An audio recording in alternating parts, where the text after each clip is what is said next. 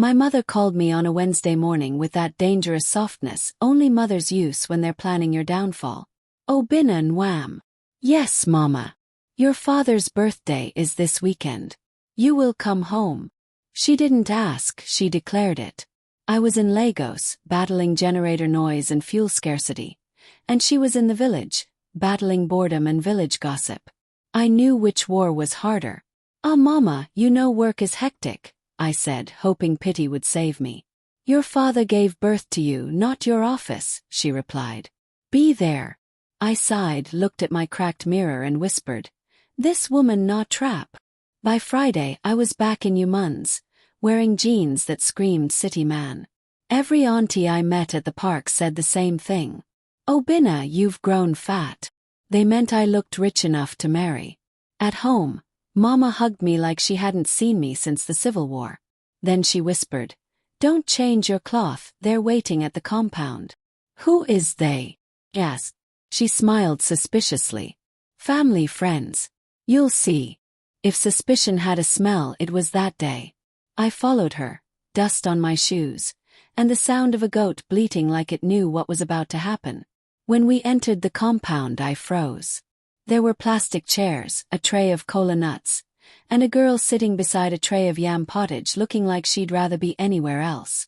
Light-skinned, city fine, wig straight enough to slice bread. Our eyes met, both confused. The eldest uncle cleared his throat. Obinna and wham, this is Amarachi, the daughter of our family friend. You remember when you two promised to marry when you were children? Blinked. Sure. I was 7. He nodded. And today you are a man. My heart skipped. Amarachi's mouth fell open. Mummy, what's going on? She hissed. My mother coughed in Igbo politeness. Nwam, it's just introduction. Small introduction. But there was palm wine, elders and prayers. My people don't small anything. An hour later, everyone was clapping. Someone shouted, she has accepted the cup. Before I could protest, she'd been tricked into sipping the wine, and tradition sealed it. I looked at her. She looked at me. We both mouthed the same word under our breath. Trapped.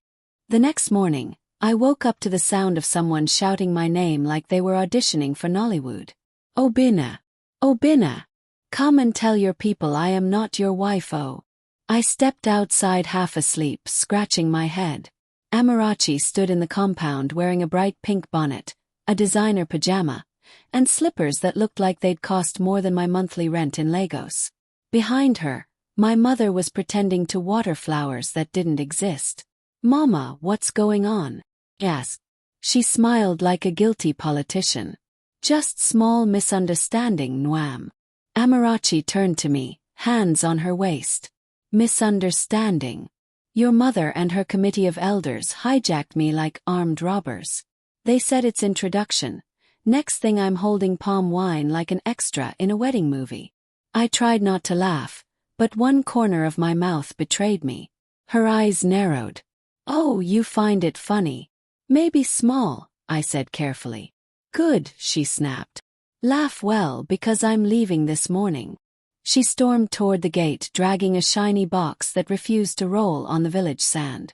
The goats watched her like cinema audience. Mama, I whispered. You see what you've caused. Mama looked unbothered. Let her shout small. When hunger meets pride, love will start. I sighed and followed Amarachi, who was now arguing with the Okada man. He looked at her as if she was speaking Greek. Madam, where you say you day go? Anywhere with AC, she shouted. I stepped in quickly. Please don't mind her. She's adjusting.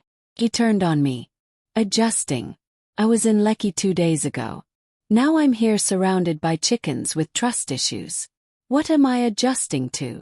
Her city accent clashed with the village air like generator noise during prayer.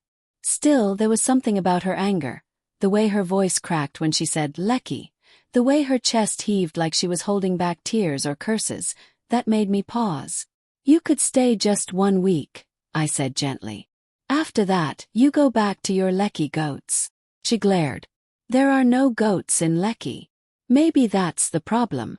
For a second she almost smiled, Then she remembered she was angry. "You're annoying." I grinned. "Thank you." Mama's voice came from behind. "Breakfast is ready. Obinna, tell your wife to eat before she faints." Amarachi threw her hands up. "I'm not his wife," Mama replied calmly. "Until you return the bride price, my dear, you are." The silence that followed could cook jollof. Amarachi looked at me, then at the compound, then at the useless road where no Uber would ever appear. Finally she sighed, picked up her bag and muttered, "Fine. 1 week. After that I'm gone." I smiled as she walked back in.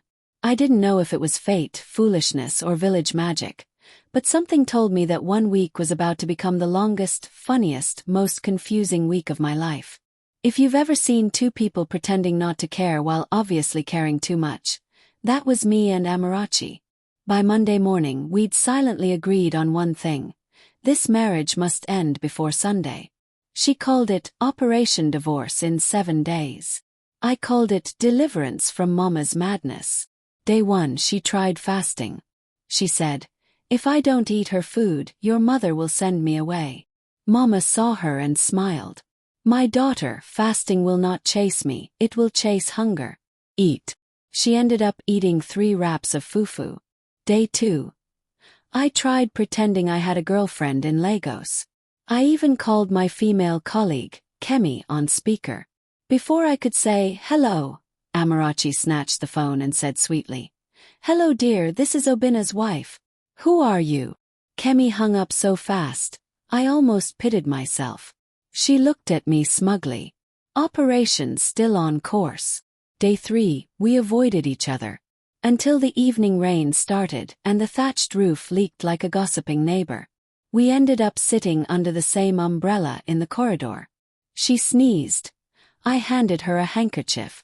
For 1 second we both forgot to fight.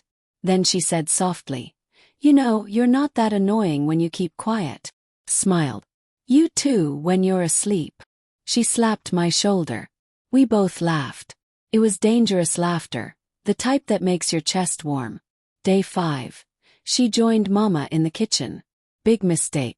She cut pepper, touched her eyes, and screamed like she saw a ghost. Mama laughed until tears rolled down her face. "City wife, welcome to the village." Amarachi glared at me from the kitchen window. "If you laugh, you die." Course I laughed. Day 6. She packed her bags. Or tried to. Halfway through, the wheel of her fancy box broke again. She threw it at the wall. I told her, "Maybe God doesn't want you to go yet." She gave me that city girl side eye. "Or maybe your village juju is holding me." I grinned. Either way, it's working. By day 7 something had changed. She still complained, I still teased. But our arguments had rhythm now. When she laughed, it wasn't sarcasm anymore. When I caught her looking at me, she didn't look away fast enough. That night we sat outside under the stars. She said quietly, "Obinna, maybe your mother's madness isn't all that bad." Chuckled. "You mean our marriage?" She rolled her eyes. "Don't push your luck." But when she rested her head on my shoulder a moment later, I knew luck had nothing to do with it. The annual IRIG festival was the pride of my village. New yam, loud music, and enough palm wine to make grown men confess things that even angels hadn't heard. I had no plans to attend. Until Mama said, "Obinna, take your wife. Let people see that you're not raising a ghost." Groaned. Amarachi smirked. "Oh, so now I'm your wife when it suits you." "Only for public consumption," I said. She folded her arms. "Fine. But if I trip and fall in front of your people, I'm divorcing you immediately." That evening, she stepped out of the hut wearing a bright Ankara wrapper and a matching head tie Mama had forced her to wear. Her city wig was gone. Her real hair peeked beneath the scarf like it was shy. For the first time since this madness began, she looked like she belonged, not just to the village but somehow to me. Froze mid-step. She frowned. "Why are you staring like that?" Cleared my throat. "I'm just shocked you didn't bring ring light to complete the outfit." She smacked my arm. "Idiot." The festival ground was madness. drummers, masquerades, children chasing roasted corn, men shouting, "Nwan, bring one calabash for me." Everyone wanted to meet my city wife. Old women pinched her cheeks and said things like, "Fine girl like this? Obinna, you better behave." She smiled through it all, whispering to me, "If one more person touches my face, I'll bite them." We found a bench under a mango tree. Someone passed us a calabash of palm wine. She sniffed it suspiciously. "It looks like engine oil." "Exactly. Drink it before it evaporates." She took one cautious sip, then another, then smiled. "This thing is not bad." "Careful," I warned. "It bites." 10 minutes later, she was laughing at everything, clapping for the masquerades and shouting, "Igui," like a true villager. I couldn't stop staring. Her laughter was free, wild, nothing like the polished giggles she carried from Lagos. At some point, the drummers switched rhythm and people started dancing. Mama pushed me up.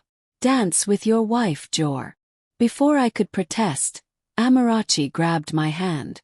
"Come on, Mr. Divorce Plan," she teased. "Let's see your moves." I tried to resist, but the drumbeat was stronger than pride.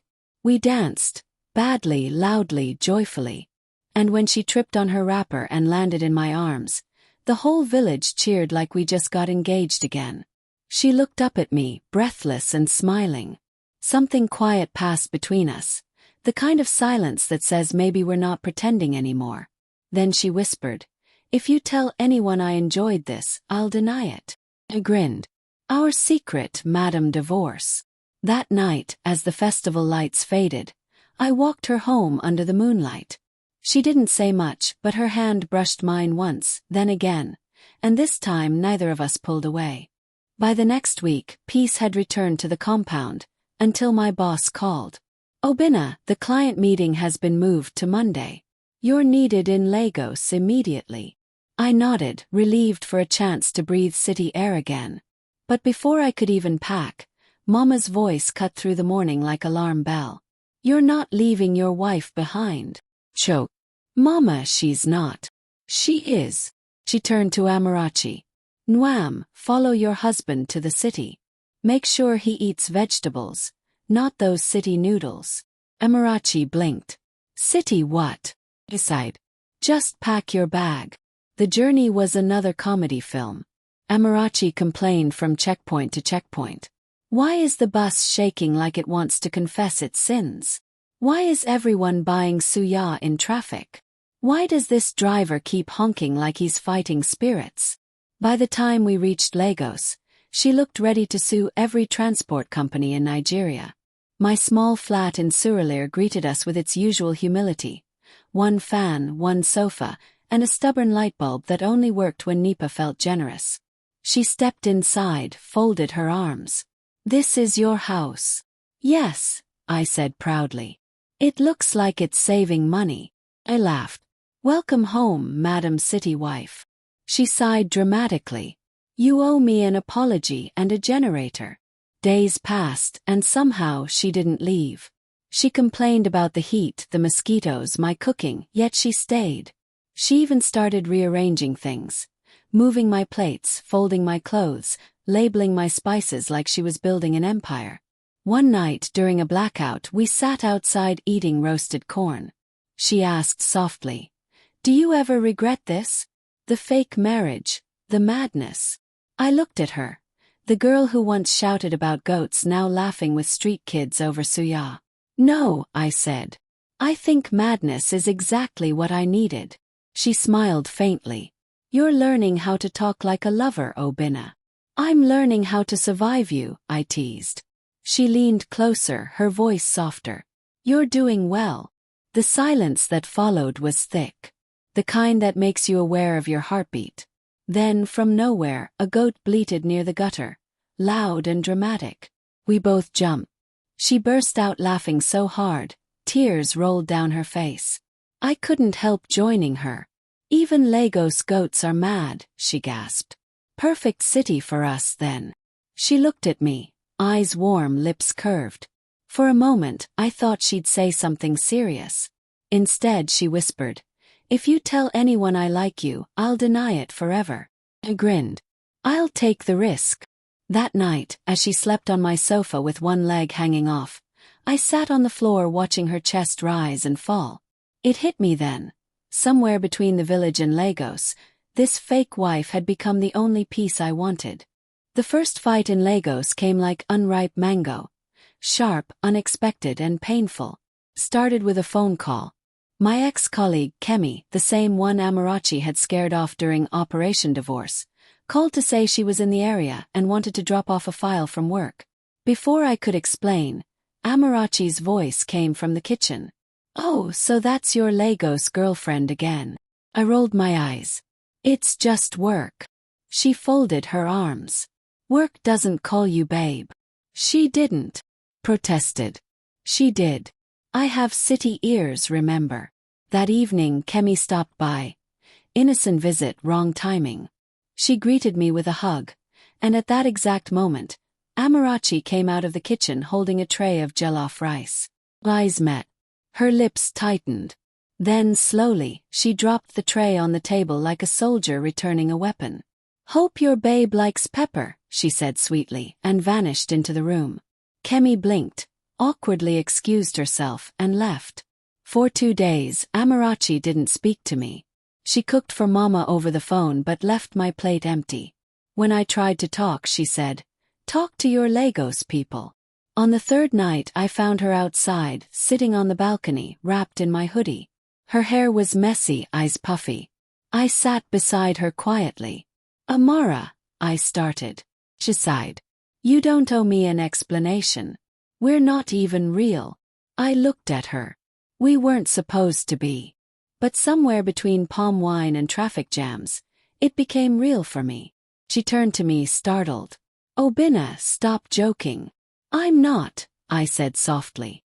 "You're the wife I didn't order, but exactly the one I needed." For a moment, Lagos forgot to make noise.